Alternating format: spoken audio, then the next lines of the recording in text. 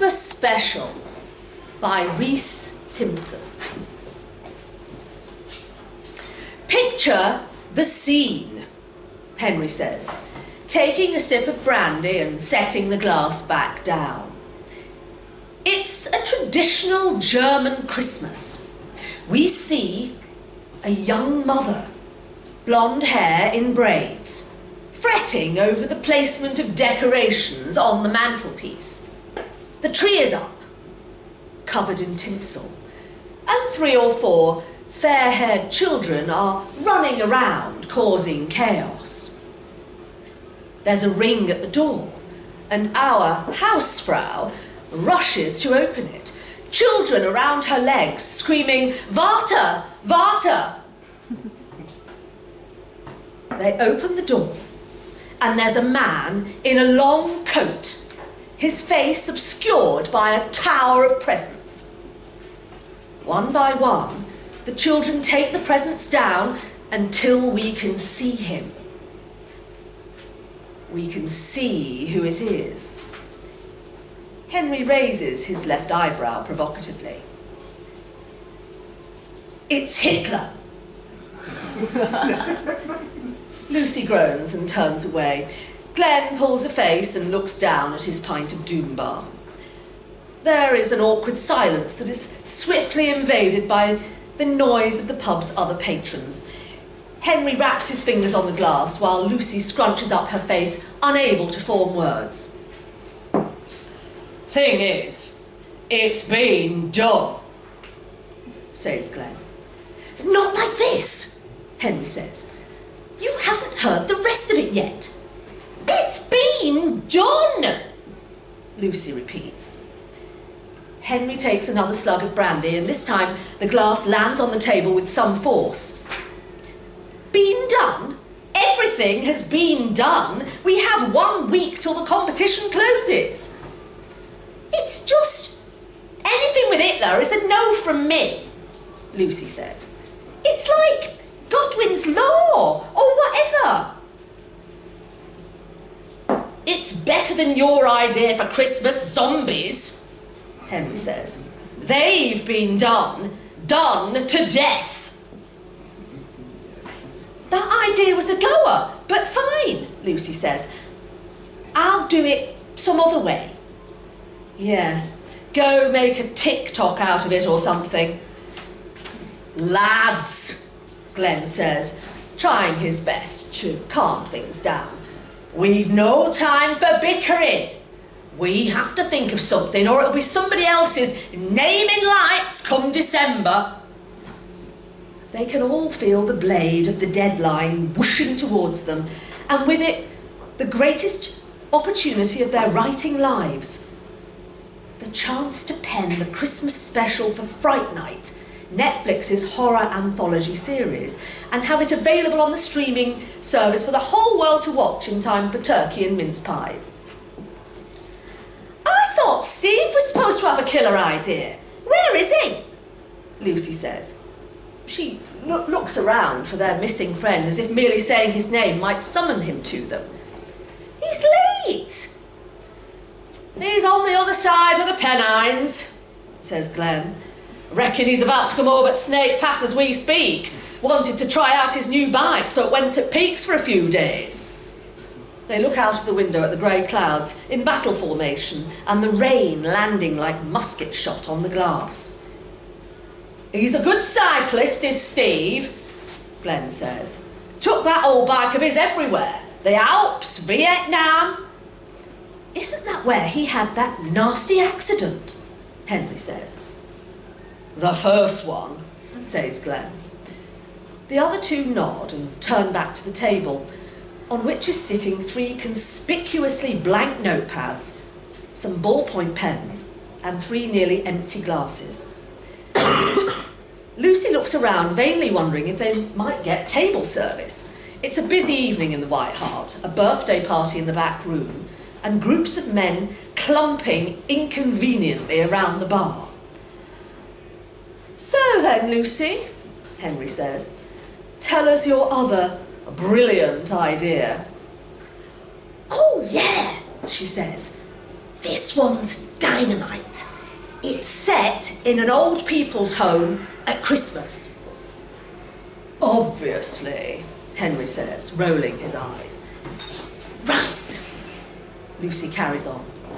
The manager of this home, let's call her Dawn. She's seen death hundreds of times, and by that I mean she's seen it. She has the second sight. She literally sees death coming in for the old folks, walking through sliding doors like a relative. Henry makes a show of looking at his phone, but Glenn clears his throat and glares, and he puts the device back on the table. She doesn't do anything to try and stop death usually, Lucy continues. She figures it's their time, the old folks. But then, one night, they're having a Christmas meal in the home and she sees death waiting at the door to the dining room. And she thinks, no, not tonight, I'm not having it. So, she strikes a deal with death. If she can guess who he's come for, then that person gets to live. She gets 3 guesses. It's all of them, isn't it? Henry says. Gas leak or something. She can't guess who it is in the end because it's every single one of them. Wrong, Lucy says, and she pulls her face at Henry before continuing. So, Dawn looks around the home's dining hall, trying to think which of the 100 or so old folks it is. Her eyes fall on Phyllis, one of the oldest residents, lost her husband the year before, not getting out of bed much anymore, had a UTI the other month.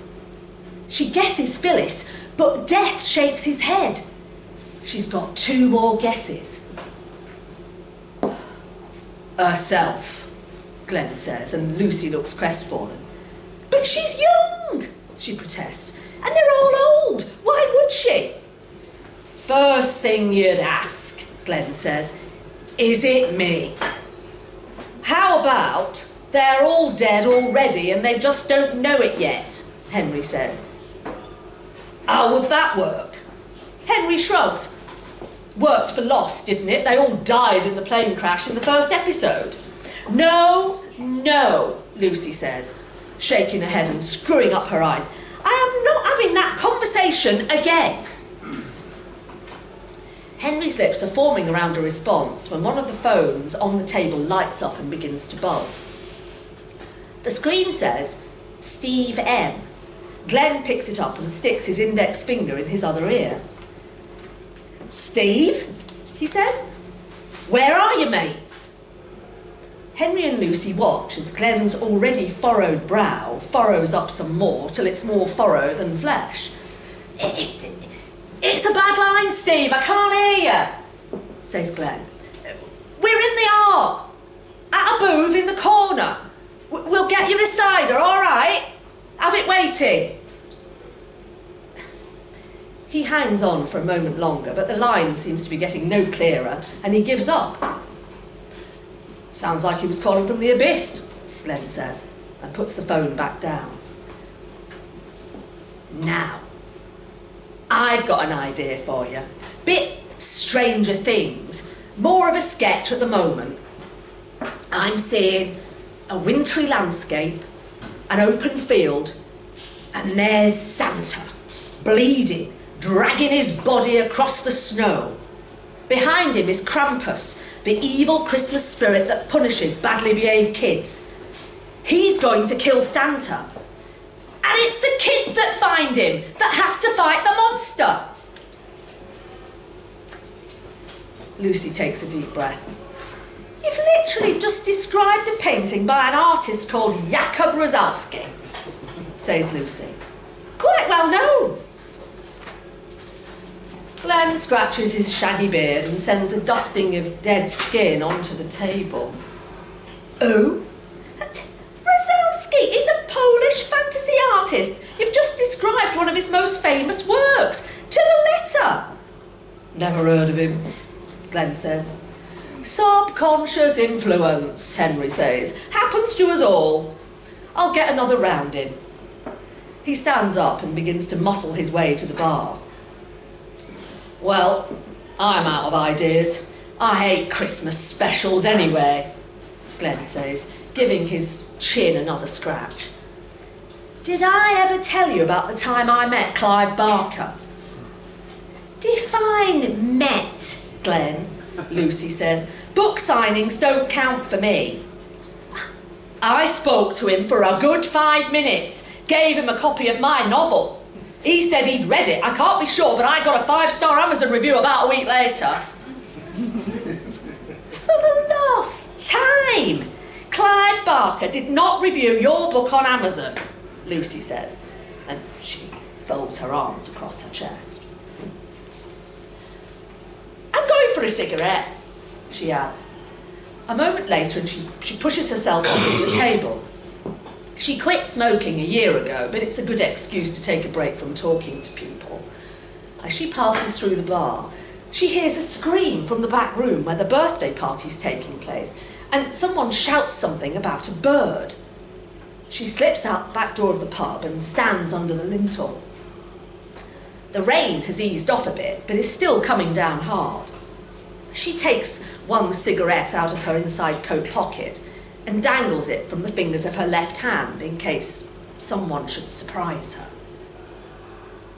She's staring into space when she sees a man in a yellow cycling jersey and black shorts standing at the edge of the beer garden. "Steve!" she calls out. But he doesn't respond. He seems to be looking straight at her, though it's hard to tell with the low light and the sheets of rain. "Steve!" she calls again, and she waves a hand in the air. He still doesn't move. She looks up at the grey sky and makes a dash for the safety of a parasol. She calls Steve again, but he still just stands there in the rain. Suddenly, the back door of the pub slams, and she turns round to see a pigeon spinning towards her. She shrieks, and the bird flaps its wings and pulls up into the sky just in time. When she turns back, Steve is gone. The rain is too heavy to venture any further out, so she goes back inside and squeezes her way through the crowd. There are 4 new drinks on the table when she arrives, but Henry and Glenn are just staring into space. "Cavalry's here," Lucy says, taking a seat and picking up her pint. Glenn looks at her and his spider-veined face is unusually pale. "Steve's missus just called. He's dead, Luce." Lucy laughs, though she shivers all the same. I just saw him outside," she says. "Probably just locking his bike up. He'll be here in a sec." "No, he won't," Henry says. "Ambulance picked him up a few hours ago. Massive heart attack, Kate said. He didn't stand a chance." I just saw him," Lucy insists. But she's thinking about how far away he was, how he stood there and looked at her, how his lips seemed at one point to be moving as if he were trying to speak. Then she thinks of something else. "Who called you earlier? You said it was Steve." Glenn's hands are shaking.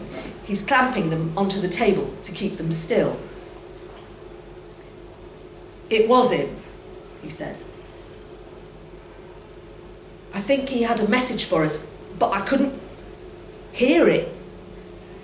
Glenn's mobile lights up again and starts hopping across the table. They all know who it is before they see the name. If Glenn was pale before, he's almost translucent now. He swipes to answer. "Put it on the speaker," Henry whispers, but Glenn doesn't seem to hear him. He holds the phone a little way from his ear as if to hold it closer would cause him physical pain.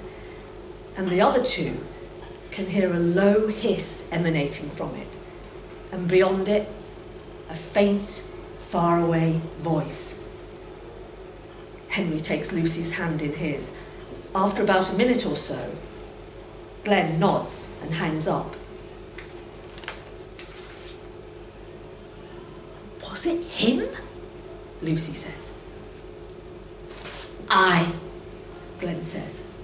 He lifts his pint and chugs about half of it, his hairy Adam's apple bobbing up and down and some of the liquid escaping onto his chin. What did he say? Henry says. It was his last gift to us, Glenn says. Him reaching across the veil of death to tell the world one final yarn. It was his idea for the Christmas special. And, Lucy says. Glenn shrugs, picks up his glass. It's been done.